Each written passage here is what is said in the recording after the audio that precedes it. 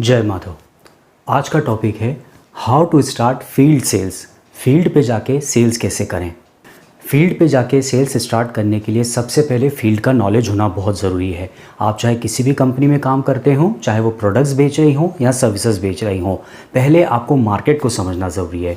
Market के 3 सबसे बड़े एलिमेंट होते हैं। सबसे पहले आता है आपका रिटेलर, यानी कि वो सारी लोकल शॉप्स जो आपके आसपास और मार्केट में होती है। उसके बाद होता है होलसेलर और उसके बाद होता है डीलर और फिर होता है मैन्युफैक्चरर। तो रिटेलर यानी कि लोकल शॉप्स जो माल उठाते हैं होलसेलर से, होलसेलर को डीलर माल देता है और डीलर को मैन्युफैक्चरर माल देता है। तो ये पूरी चेन है। As a field sales executive या एज अ सेल्स एग्जीक्यूटिव आपको फील्ड में डेटा कैसे सोर्स करना है ये समझिए। सबसे पहले आपको आपका टारगेट मार्केट देखना है आपके प्रोडक्ट और आपकी सर्विसेज के हिसाब से। फॉर एग्जांपल, अगर आप इलेक्ट्रॉनिक्स की कंपनी में काम करते हैं तो आपको इलेक्ट्रॉनिक मार्केट सर्च करना पड़ेगा।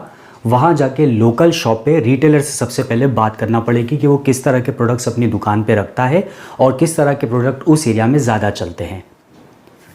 इसके बाद आपको 2 चीज़ों पे सबसे ज़्यादा ध्यान देना है, प्राइस और क्वालिटी। क्योंकि कोई भी चीज़ 2 वजह से बिकती है, यहाँ तो उसकी क्वालिटी और यहाँ उसके प्राइस की वजह से। मिडिल क्लास और लोअर मिडिल क्लास लोग प्राइस पे फोकस करते हैं और थोड़े से अपर मिडिल क्लास लोग और रिचर लोग क्वालिटी पे फोकस करते हैं। तो इन दोनों के बीच में आपको बैलेंस बैठाना बहुत ज़रूरी है। आपको रिटेलर से सबसे पहले ये जानना है कि जो प्रोडक्ट वो ऑलरेडी बेच रहा है उसका प्राइस क्या है, या उस प्रोडक्ट में किस तरह की खासियत है या क्या सुविधाएं हैं जो वो अपने कस्टमर को दे रहा है। उसके बाद आपको कंपेयर करना है कि जो आपकी कंपनी का प्रोडक्ट या सर्विसेज है उन दोनों में तुलना कीजिए कि उनकी कंपनी जो सर्विसेज दे रही है या प्रोडक्ट में सुविधाएं दे रही है या जिस तरह का फ़ायदा दे रही है, क्या आपके प्रोडक्ट में उसी रेट में उसी कॉस्ट में वो फ़ायदा मिल रहा है। अगर आपके प्रोडक्ट की क्वालिटी बहुत अच्छी है तो आप उसे प्राइस के लिए कन्विंस कर सकते हैं कि भैया ये महंगा ज़रूर है लेकिन उसके बावजूद इसकी क्वालिटी बहुत अच्छी है। और अगर आपके प्रोडक्ट की क्वालिटी अच्छी नहीं है, जो ऑलरेडी रिटेलर मार्केट में बेच रहा है, तो आपको उसे कन्विंस करना पड़ेगा रेट के लिए, यानी कि आपको अपने रेट्स डाउन करना पड़ेंगे, तभी आप मार्केट में स्टैब्लिश हो पाएंगे। तो फील्ड सेल्स एग्जीक्यूटिव के लिए सबसे ज़रूरी है सोर्सिंग द डेटा, फील्ड पे जाके रिटेलर से मिलके, दुकानदारों से मिलके, उनसे रिलेशंस बना के। उसके बाद अगली स्टेप आती है अपना प्रोडक्ट प्लेस करने की। आपको उन्हें अपना प्रोडक्ट देना पड़ेगा जो वो अपनी दुकान या अपने काउंटर पे रखेंगे।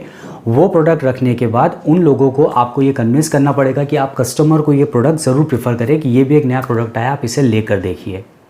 रिप्लेसमेंट गारंटी ज़रूर होना चाहिए। अगर आपका प्रोडक्ट या आपकी सर्विसेज अच्छी नहीं है तो रिप्लेसमेंट के लिए हमेशा तैयार रहिए। यही वो एक चीज़ है जहाँ पर कि लोग मात खा जाते हैं और उनकी सेल्स नहीं हो पाती।